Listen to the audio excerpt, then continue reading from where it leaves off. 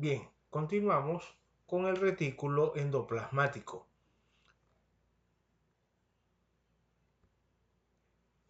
Esta es una estructura u organelo que está conectado directamente con la membrana externa de la envoltura nuclear y que es continuación de la misma, de tal manera que el espacio perinuclear que se forma entre las dos membranas de la envoltura nuclear se continúa a su vez con el espacio interno de las cisternas y de los tubos del retículo endoplasmático.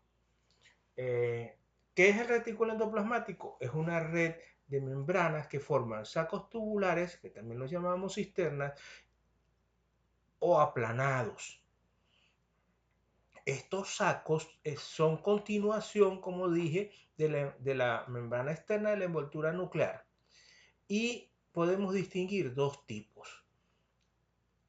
El que está más próximo, o sea, lo llamamos proximal al núcleo, que se le llama retículo endoplasmático rugoso porque en su superficie tiene ribosomas, entonces da una apariencia rugosa. Y el que está más distal del núcleo, más alejado de él, que es el retículo endoplasmático liso porque carece de ribosomas. La presencia de los ribosomas es un marcador muy importante que establece que allí se realizan funciones ligadas a la síntesis y procesamiento de proteínas. Tiene continuidad, como dijimos, con la envoltura nuclear. El retículo endoplasmático rugoso tiene forma lamelar, son sacos aplanados y es el lugar de síntesis de las proteínas de la membrana, de las que van a la vacuola o las que van hacia el exterior, las que van a ser excretadas eh, al exterior celular. Existen otros lugares de síntesis de proteína como la superficie misma de la envoltura nuclear, que también tiene ribosomas adheridos a ella, y el citoplasma mismo, donde existen algunos ribosomas que se encuentran libres sin asociarse a ningún organelo. Por otra parte, el retículo endoplasmático liso tiene forma tubular. Son también galerías, pero estas galerías tienen forma, son cilindros o sección más o menos redondeada y son el sitio principal de la síntesis de lípidos y de los componentes polisacáridos de la membrana plasmática. Entonces, como vemos, son lugares muy activos en la síntesis de compuestos de la célula y están muy cerca del núcleo porque el núcleo es el que dirige la síntesis de esa sustancia por medio de la formación, en primer lugar, de proteínas, algunas de estas proteínas de carácter enzimático que van a actuar sobre los sustratos o moléculas simples que van a ser convertidos luego en sustancias mucho más complejas de cualquiera de las naturalezas, bien sea de naturaleza proteica, bien sea lipídica o bien sea de carbohidratos.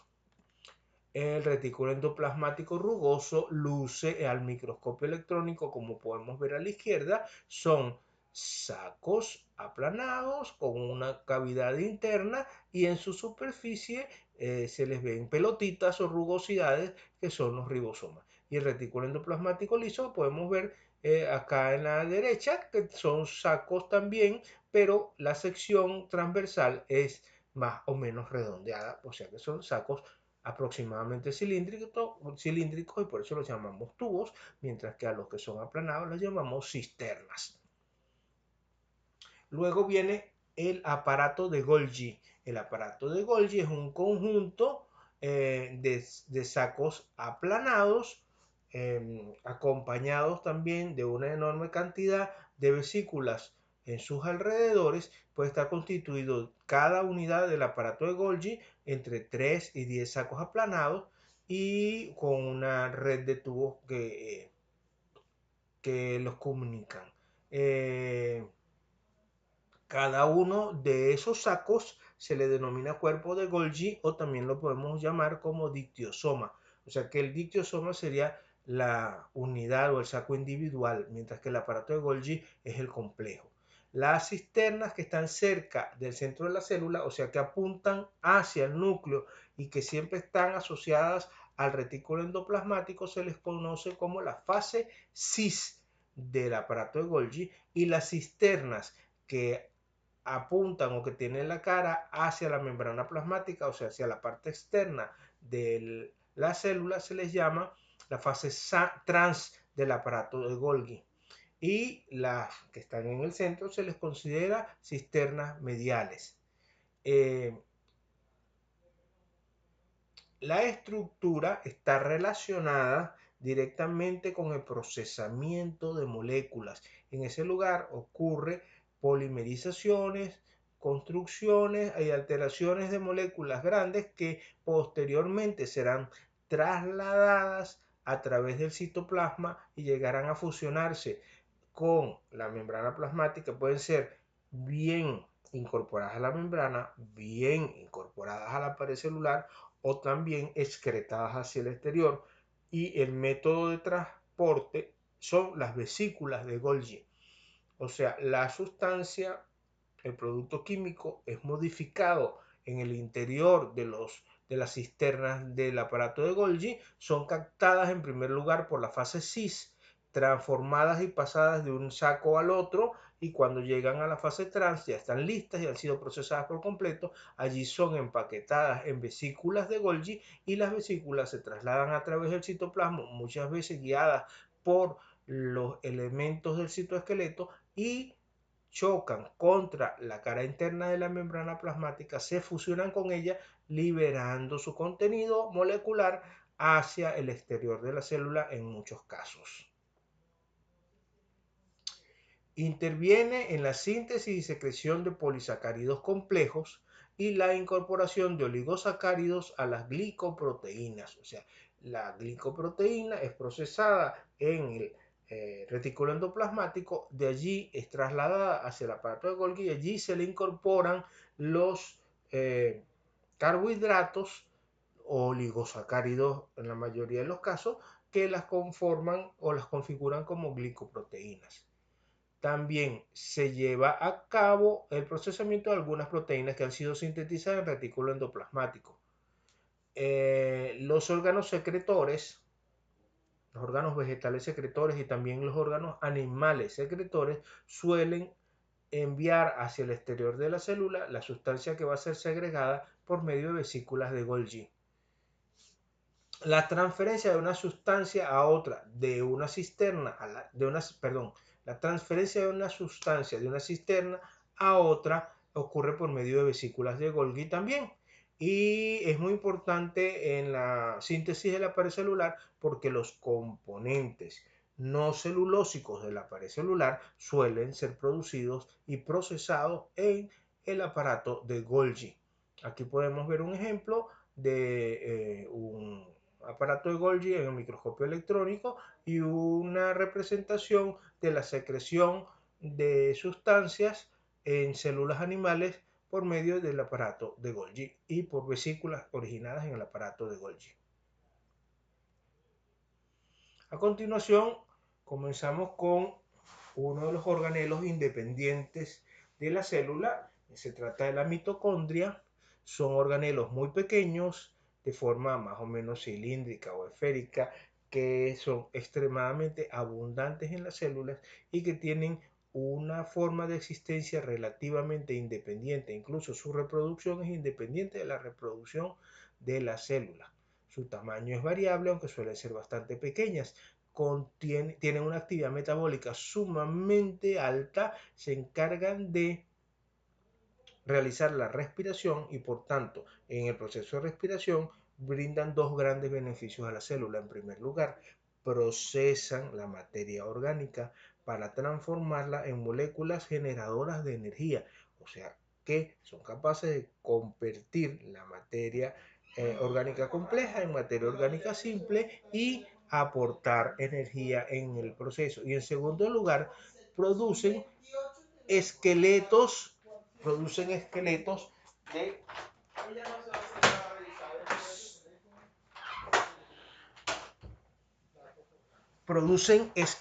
disculpen la interrupción, producen esqueletos carbonatados, o sea, moléculas intermediarias con las que la célula podrá construir nuevas estructuras.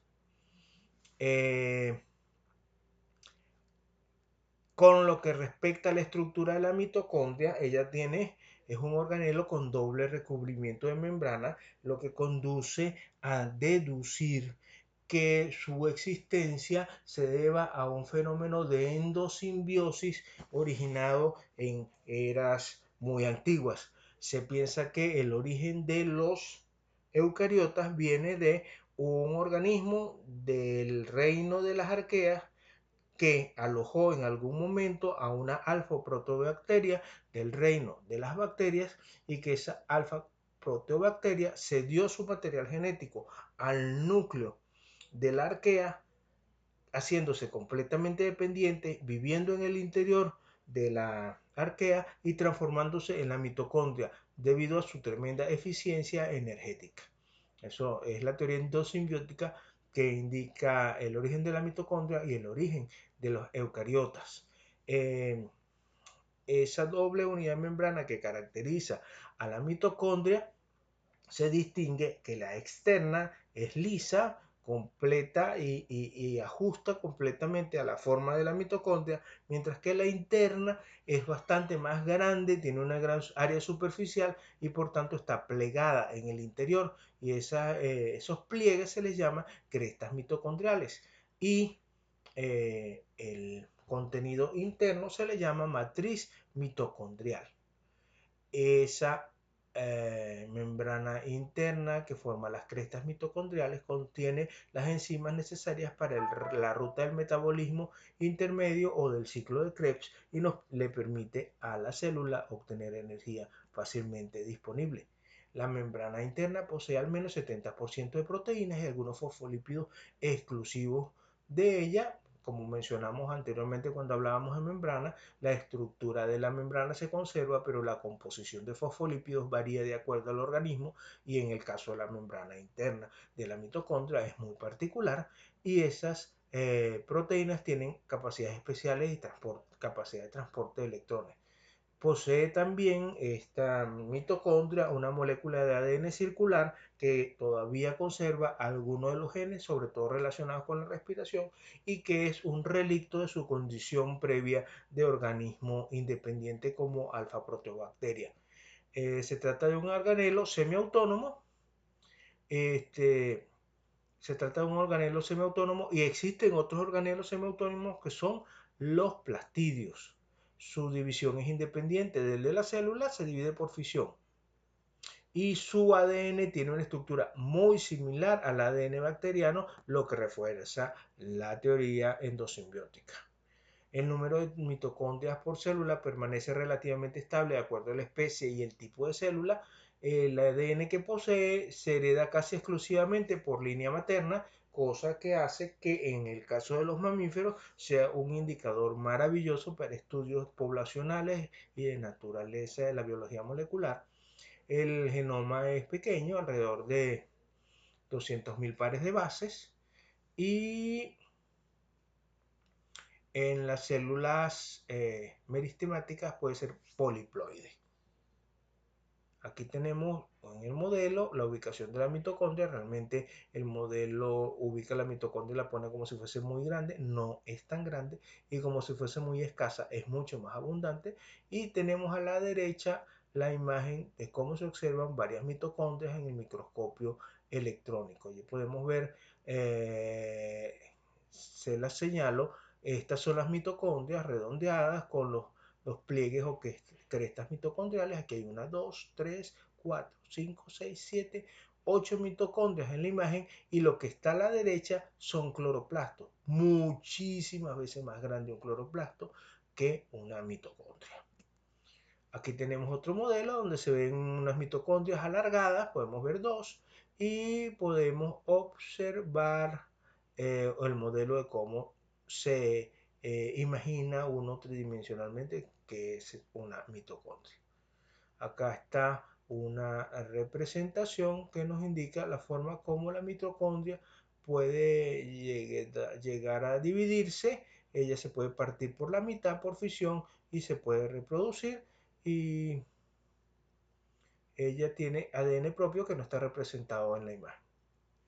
Luego conversamos acerca de los plastidios. Los plastidios son otros organelos celulares que también se considera que provienen o son el resultado de otro evento endosimbiótico. En este caso, un eucariota que ya poseía mitocondria, que era heterótrofo, en algún momento tuvo un evento endosimbiótico en el que una cianobacteria, que también pertenece al reino de las bacterias, ingresó y se convirtió en simbionte por un mecanismo similar, transfiriendo su material genético hacia el núcleo de la eucariota, esta célula eucariota primitiva, y quedándose confinado y obligado a vivir en el interior del citoplasma de este organismo. El resultado es que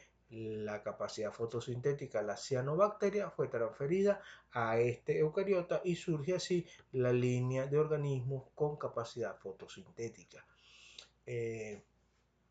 Son organismos característicos de la célula vegetal y de algunos protozoa como las algas, también de algunos cromistas como algunas algas de color, y puede haber varios por célula, en su cantidad no tan grande como la de los mitocondrias, pero sí puede haber una cantidad alta por célula. Varían en estructura y en función. Un tipo de plastidio puede transformarse en otros. El nombre está muy bien puesto, son sumamente plásticos en cuanto a su función. Un plastidio puede transformarse en otro de acuerdo a las circunstancias que esté atravesando la célula que lo está portando. Se les clasifica de acuerdo a varios criterios. Uno de los criterios de clasificación es la presencia de pigmentos. Si carecen de pigmentos se les llama leucoplastos, o sea, plastidios blancos. Pero dentro de los plastidios blancos podemos encontrar diferentes tipos, funciones, ubicaciones de acuerdo a la edad, el lugar donde se encuentran y el momento del desarrollo de la planta. Y si tienen color se les llama cromoplastos, considerando que una categoría especial de los cromoplastos son aquellos que tienen coloración verde especializada en fotosíntesis y se les llama cloroplastos. Otra clasificación es de acuerdo a la función y el desarrollo. Entonces, los que no se han desarrollado, que todavía se encuentran en células meristemáticas, células jóvenes, se les llama proplastidios, todavía no tienen una función definida. Si son blancos y ya se han desarrollado, se les llama leucoplastos, pero hay varias categorías de leucoplastos. Si viene de un proceso de etiolado, o sea, tenía una función y por un efecto de pérdida de acceso a la luminosidad del órgano donde se encuentra, entonces ha ocurrido un etiolado, entonces se le llama etioplasto. Se parece a un proplastidio, pero viene de un proceso de etiolado. Si es un leucoplasto y almacena grasas, se le llama oleoplasto y se encuentra sobre todo en los órganos almacenadores de grasa. Algunas frutas, como frutas de algunas palmeras o del aguacate o del olivo, son ejemplos de ellos que tienen oleoplastos. Algunas semillas también, como el ajonjolí, contienen oleoplastos. Están los proteínoplastos, que son plastidios especializados en almacenamiento de proteínas, como ocurre, por ejemplo, en las semillas de las leguminosas y otros materiales ricos en proteína, y los amiloplastos, que son sumamente abundantes en el reino vegetal y que son los especializados en almacenamiento de almidón. Además, en esta clasificación, los cromoplastos se consideran en dos categorías: los cloroplastos, aquellos dedicados a almacenar clorofila y que son verdes, y los cromoplastos que pueden almacenar otro tipo de pigmentos, algunos que son fotorreceptores o algunos que son precursores de vitaminas. En cuanto a los cloroplastos, el cloroplasto es el organelo que tiene el más alto nivel de organización. Es el que tiene una estructura más compleja. Su función es la asimilación de la energía luminosa. Está, como todos los plastidios, está rodeado de una doble unidad de membrana que característicamente es rica en glicosilglicéridos y que esta doble unidad de membrana es una evidencia del evento de endosimbiosis que describimos anteriormente. Posee un tercer grupo de membranas denominado tilacoide, El tilacoide es una estructura interna que da un aspecto de sacos aplanados y apilados. En la zona donde hay sacos apilados se le conoce como granum. Las enzimas y proteínas que son responsables de los eventos relacionados con la captación de la energía luminosa, el transporte de electrones y la formación de compuestos almacenadores de energía y la utilización de ellos para la síntesis de carbohidratos, están ubicados en el tilacoide. Son muy abundantes en las células de los órganos fotosintéticos. La señal para su desarrollo es una breve exposición a la luz y su tamaño oscila entre más o menos 4 y 6 micrómetros, o sea, son más grandes que una bacteria común. En el tilacoide están contenidos los pigmentos y entre ellos la clorofila. El líquido en el que está imbuido el tilacoide se le llama estroma. Los grana, que es el plural de granum, o sea, los lugares donde ocurre apilamiento de discos de tilacoide, están unidos por lamelas y esas lamelas se les llama lamelas del estroma. Además, en el estroma se encuentran ubicados una molécula de ADN circular que tiene un aspecto bacteriano bastante similar al de las cianobacterias y que también refuerza la teoría endosimbiótica. La exposición a la luz determina el mantenimiento de la estructura interna. Una vez que se pierde la exposición a la luz, el tilacoide se desorganiza, poco a poco se va perdiendo la capacidad fotosintética.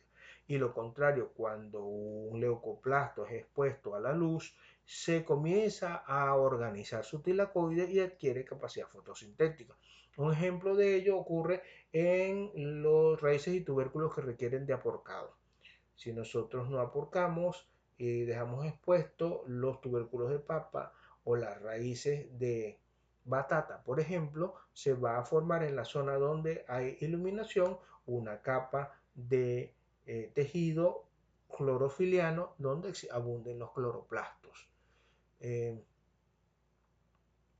el tilacoide capta energía luminosa y el estroma lo convierte el CO2 de la atmósfera en carbohidratos, que es lo que resume lo que es la fotosíntesis.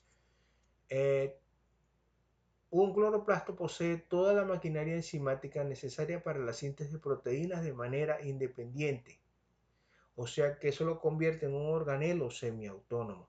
Él puede realizar su función fotosintética de manera independiente, más sus otras funciones de vida están ligadas a los genes que perdió de su ADN circular y que fueron trasladados al núcleo. El ADN circular se asemeja mucho al ADN bacteriano y de hecho se asemeja mucho al ADN, al nucleoide o ADN circular característico de las cianobacterias. Aquí está cómo se ven en el microscopio electrónico los cloroplastos. Y tenemos un cloroplasto, se puede ver la membrana externa, la membrana interna, el tilacoide, los apilamientos de tilacoide que los llamamos grana, las membranas que conectan un apilamiento con otro, o sea, una grana con otra, que son las lamelas del estroma. Podemos observar el estroma. Lo que no se ve es el ADN circular, ese sí no está accesible a la vista, y también aparecen por allí algunos granos de almidón producto del proceso fotosintético. Aquí está un modelo que busca representar e interpretar lo que vimos anteriormente, y allí podemos ver entonces las partes que se le pueden distinguir a una a un cloroplasto. Acá también vemos otro modelo donde se ven los apilamientos de tilacoides formando los grana, las lamelas del estroma y el sistema que permite comunicar todas las partes de la cara interna o el sistema membranoso interno del cloroplasto. Aquí está un cromoplasto. Un cromoplasto tiene una estructura similar al cloroplasto, pero mucho menos organizado. Aquí podemos ver algunos granas también, existen algunos granas y unas lamelas del estroma, pero en un sistema de organización muchísimo menor y podemos ver también la formación de cristales en su interior. En este caso se pueden ver en forma de estrella los cristales de licopeno que son de color rojo, que dan coloración rojiza. Los plastidios, aquí se representa un cloroplasto. Si los plastidios tienen enorme capacidad de transformarse unos en los otros, un cloroplasto se puede transformar en un leucoplasto en un evento de estiolado. Un leucoplasto se puede transformar en un cloroplasto en un evento de iluminación.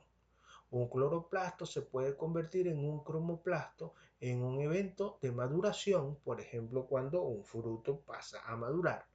Y un cromoplasto se puede convertir en un cloroplasto en un evento de iluminación. Ejemplo, cuando una fruta del lado más iluminado tiene un color verde, mientras que del lado más oscuro tiene otro color.